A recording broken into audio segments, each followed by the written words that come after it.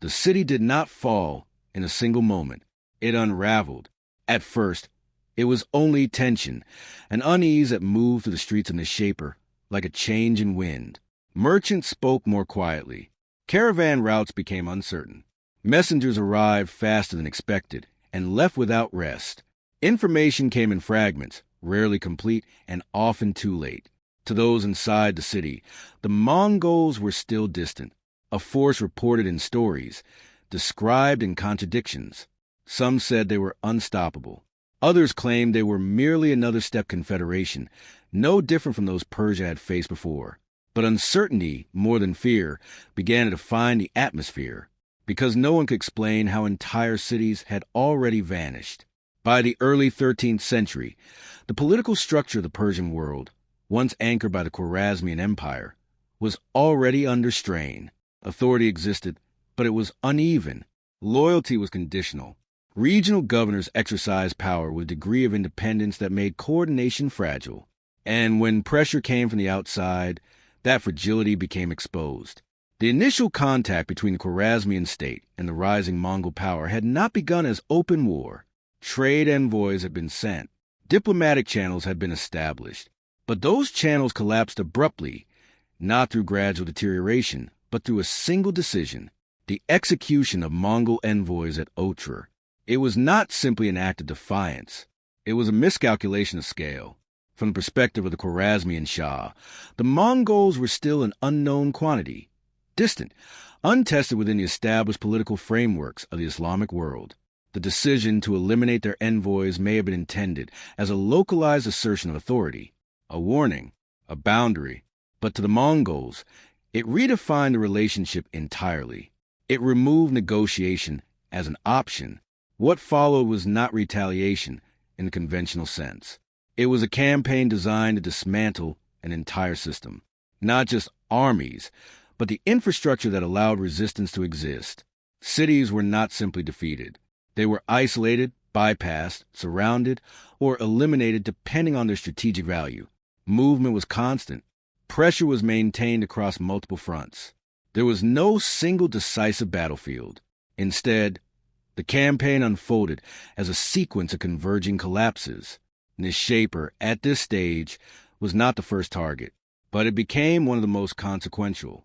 Located in northeastern Persia, Nishapur was more than a population center. It was a node, economically active, culturally significant, and strategically positioned along key routes that connected the interior of the empire. Control of Nishapur meant access, movement, and stability in a region already beginning to fracture. And by the time Mongol forces approached its sphere, the wider situation had already deteriorated. The Khwarazmian Shah, Muhammad II, had abandoned coordinated resistance in favor of movement, retreating across his territories, attempting to preserve authority without committing to a single defensive stand. This decision had consequences. Without a central command willing to concentrate forces, cities were left to interpret their own survival strategies. Some resisted, some surrendered, some hesitated, hoping to choose correctly when the moment came.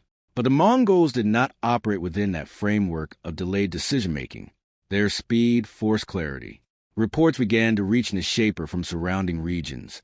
Cities taken, populations dispersed, resistance broken with efficiency that seemed deliberate rather than chaotic. Survivors described not only the outcome, but the method, the coordination of cavalry units across vast distances, the use of intelligence gathered before arrival, the systematic approach to siege warfare, adapted quickly to each environment. This was not an army reacting to events. It was shaping them. Inside Nishapur, authority rested with local leaders who understood both the importance of the city and the uncertainty of their position. They were aware that resistance carried risk, but so did surrender. Previous encounters suggested that outcomes were not uniform. Some cities had been spared after submission. Others had been destroyed despite compliance. There was no reliable pattern.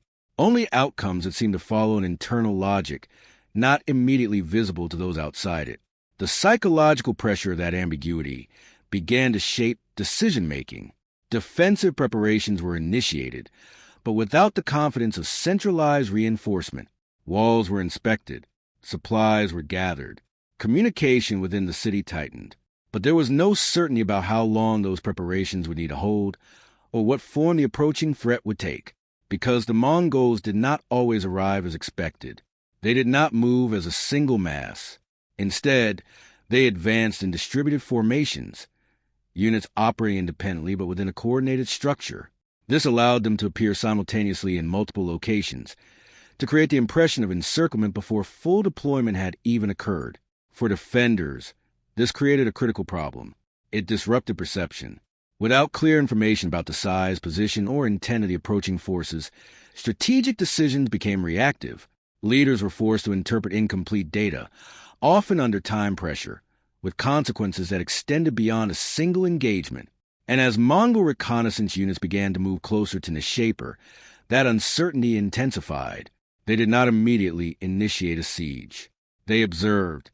They mapped the terrain, identified access points, studied defensive patterns.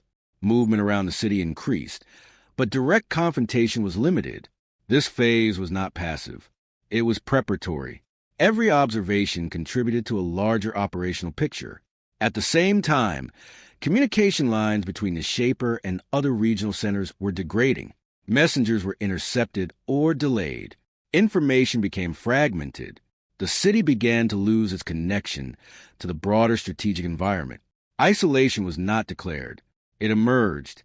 Within this narrowing context, the question facing Nishapur's leadership became increasingly immediate, whether to resist, to negotiate, or to attempt some form of conditional submission. But each option carried uncertainty. Resistance required confidence in both defensive capability and external support, neither of which could be guaranteed. Negotiation depended on an understanding of Mongol intentions, which remained unclear. Submission required trust in outcomes that had already proven inconsistent. There was no stable framework for decision-making, only pressure. And as Mongol forces continued to position themselves, that pressure began to convert into inevitability. The broader campaign was already demonstrating a pattern, even if it was not fully understood by those within the cities it targeted. The Mongols did not seek prolonged engagements unless necessary. They aimed to break resistance quickly, to prevent the consolidation of opposing forces, and to maintain momentum across multiple regions simultaneously. Speed was not just a tactical advantage. It was a strategic principle. Every delay introduced risk, not for the defenders, but for the cohesion of resistance across the wider territory.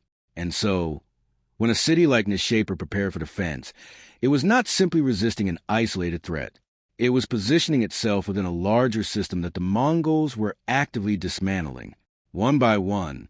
By the time the first elements of the Mongol army began to transition from observation to engagement, Nishapur was already operating under conditions that limited its options. The city was prepared but not unified. Defenses were in place but not reinforced. Leadership was present but constrained by uncertainty. And outside the walls, the Mongols had already begun to define the terms of the encounter. They controlled movement. They controlled information. And increasingly, they controlled time.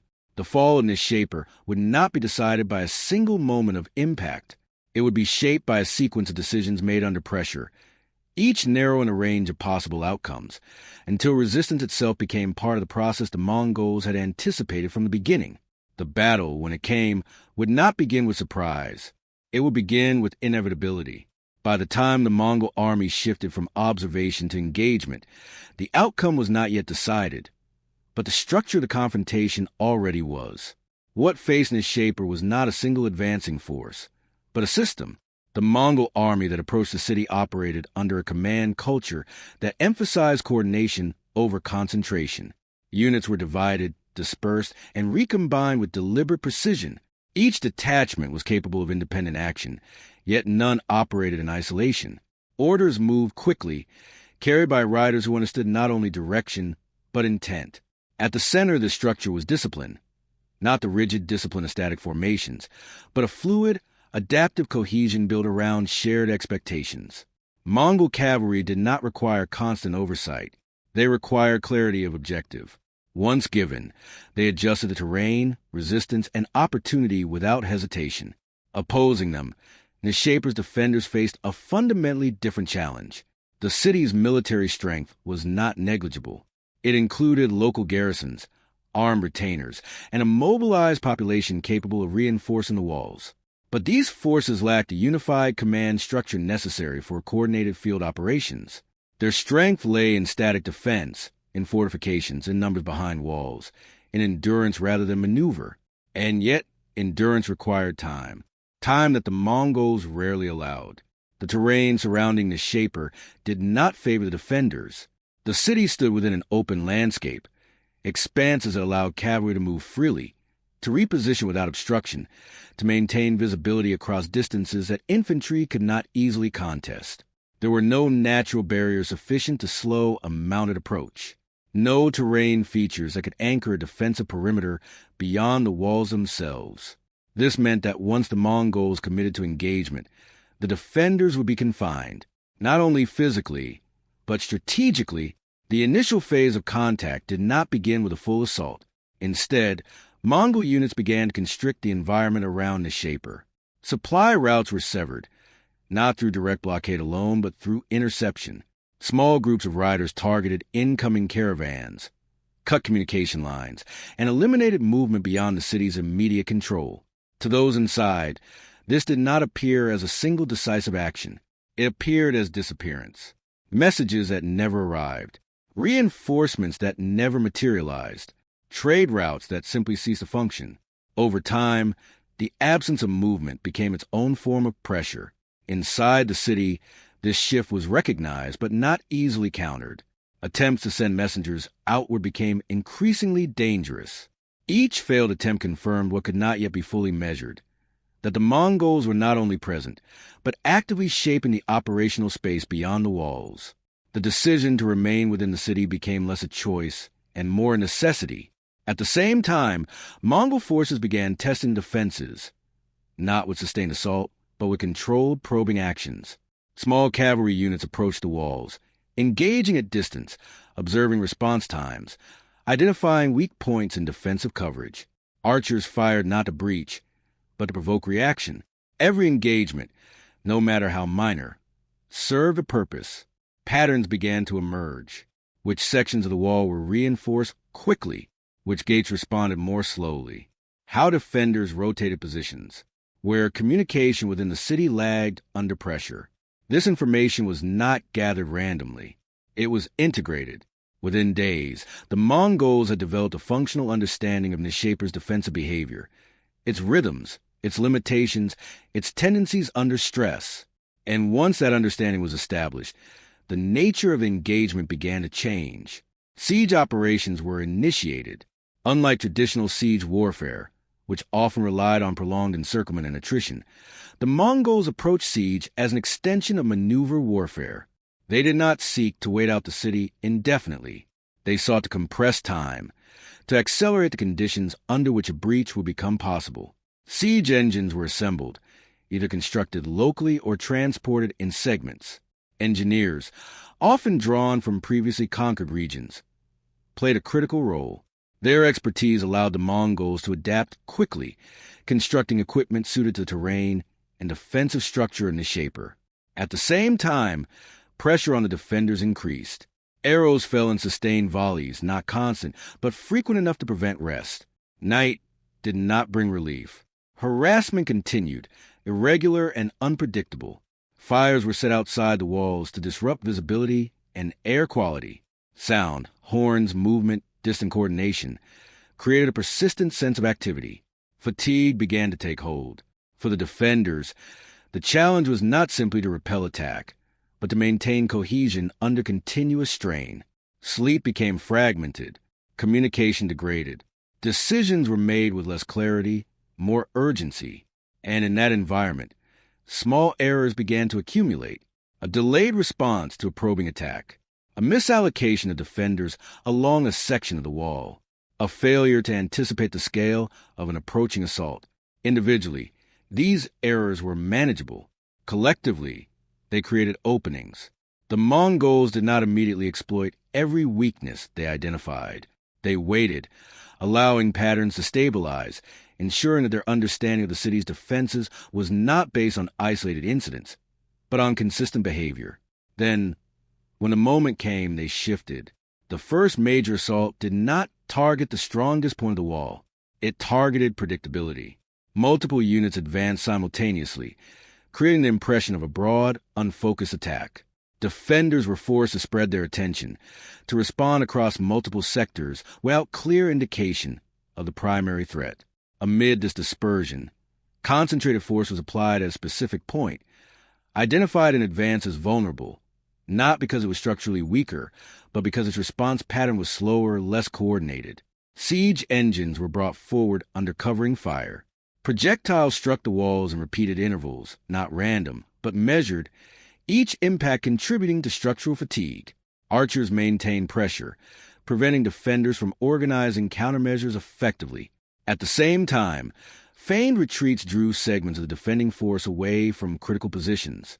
Small groups of Mongol cavalry would approach, engage briefly, then withdraw, creating the impression of opportunity. Inexperienced or overextended defenders sometimes pursued, breaking formation, exposing gaps. These gaps were not always exploited immediately, but they were noted. Inside the city, the psychological effect of these engagements began to deepen.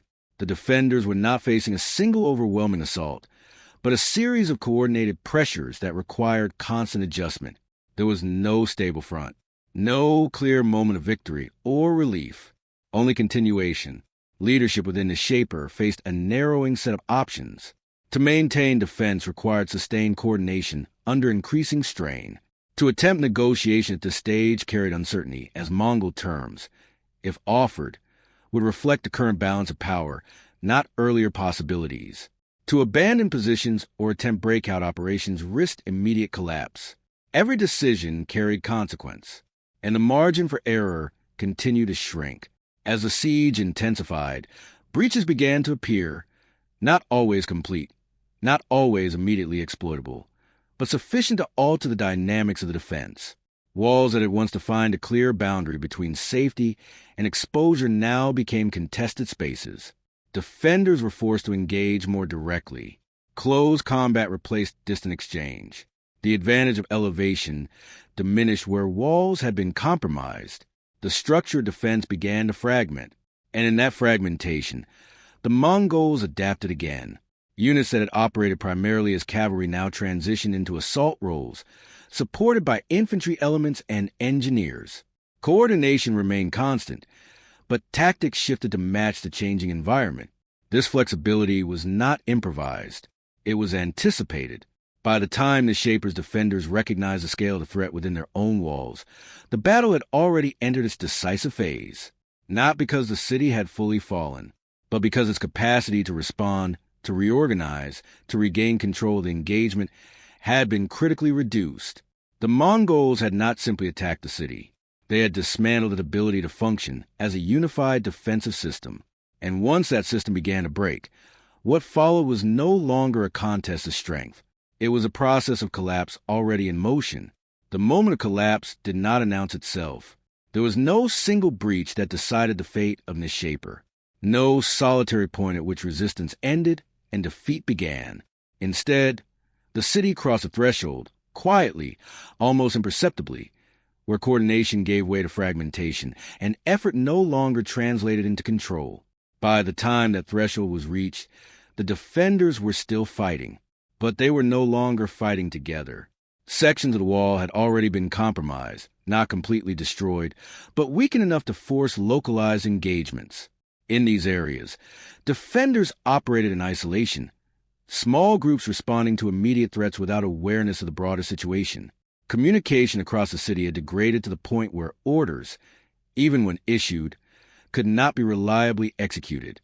What remained of centralized command was still present in intent, but no longer in effect. The Mongols recognized this shift. They did not accelerate blindly. They adjusted. Pressure, which had been distributed across the city's defenses, began to concentrate. Units that had previously probed multiple sectors now moved with clearer direction. Entry points were no longer experimental. They were confirmed, and once confirmed, they were reinforced. The first sustained penetrations into the city were not chaotic surges, but controlled advances. Mongol forces moved through breaches in coordinated elements, maintaining formation as much as the environment allowed. Their objective was not immediate destruction, but continuity, to ensure that once inside, movement could be maintained without interruption. This required discipline. Urban combat introduced variables that cavalry warfare did not. Narrow streets limited maneuverability. Visibility was reduced. Engagement occurred at close range, often without clear lines of sight. For many armies, this environment disrupted cohesion, but the Mongols adapted by maintaining unit integrity. They did not disperse into uncontrolled pursuit. They advanced methodically, securing sections of the city, linking positions, preventing defenders from regrouping. Where resistance was encountered, it was isolated, surrounded, and eliminated before movement continued. Inside Nishapur, the defenders experienced the battle differently. What had once been a defined confrontation, walls against attackers, became a series of localized crises. Fighting erupted in multiple districts simultaneously. Information about these engagements was incomplete, often outdated by the time it reached those who needed it. Leaders attempting to coordinate defense found themselves reacting to events that had already changed. Time itself became unreliable. In this environment, psychological strain intensified. Soldiers who were prepared for siege warfare now faced close combat within their own city. The distinction between defensive position and contested space disappeared. Familiar streets became unpredictable. Allies and enemies moved through the same spaces, often without clear identification until engagement was immediate.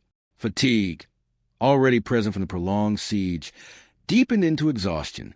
Decision-making slowed, and as it slowed, the Mongols increased tempo, not through reckless advance, but through sustained pressure. They did not allow the defenders time to reorganize.